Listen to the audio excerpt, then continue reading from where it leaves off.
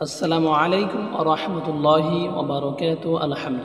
আলহামদুলিল্লাহি ওয়াহদাহু ওয়াসসালাতু ওয়াসসালামু আলা মান লা নাবিয়্যা বা'দা, আম্মা বা'দ। ইয়া আইয়ুহাল হাজিরুন ইত্তাবিউ কাওলাম মির রাব্বির রহিম। আলহামদুলিল্লাহ। আজকের আলোচ্য বিষয়টি হচ্ছে অত্যন্ত গুরুত্বপূর্ণ ও ফজিলতপূর্ণ বিষয়। আমাদের পান পাত্রে কুকুরে মুখ অথবা কুকুর পান করলে অপবিত্র হয়ে যায়, তা থেকে কিভাবে পবিত্রতা অর্জন করতে হয় এই প্রসঙ্গে আলোচনা করব ইনশাআল্লাহ। এ প্রসঙ্গে আল্লাহর হাবিব রাসূল পাক সাল্লাল্লাহু আলাইহি ওয়াসাল্লাম কি বলেন সে সম্পর্কে আলোকপাত করব।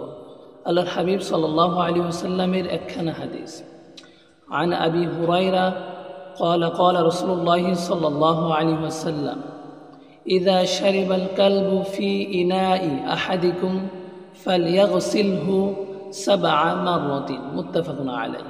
হাদিসটি বুখারী ও মুসলিম শরীফের হাদিস। যখন তোমাদের কারো পান পাত্রে কুকুর পান করে তাহলে তোমরা ওই পাত্রটিকে 7 বার ধৌত করে নাও, তাহলে পবিত্রতা অর্জন হবে। বুখারী ও মুসলিম শরীফের হাদিস। বর্ণনাকারী আবু হুরায়রা এবং হাদিস ইরশাদ করেছেন আল্লাহ রাসূল সাল্লাল্লাহু আলাইহি ওয়াসাল্লাম।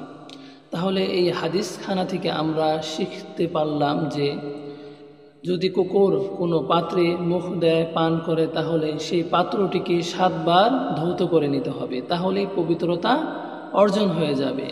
2 বা 3 বার 4 বার ধৌত করলে হবে না। এই হাদিস অনুসারে পাত্রটিকে 7 বার ধৌত করে নিতে হবে। সকলের সুস্বাস্থ্য কামনা করে বিদায় নিচ্ছি।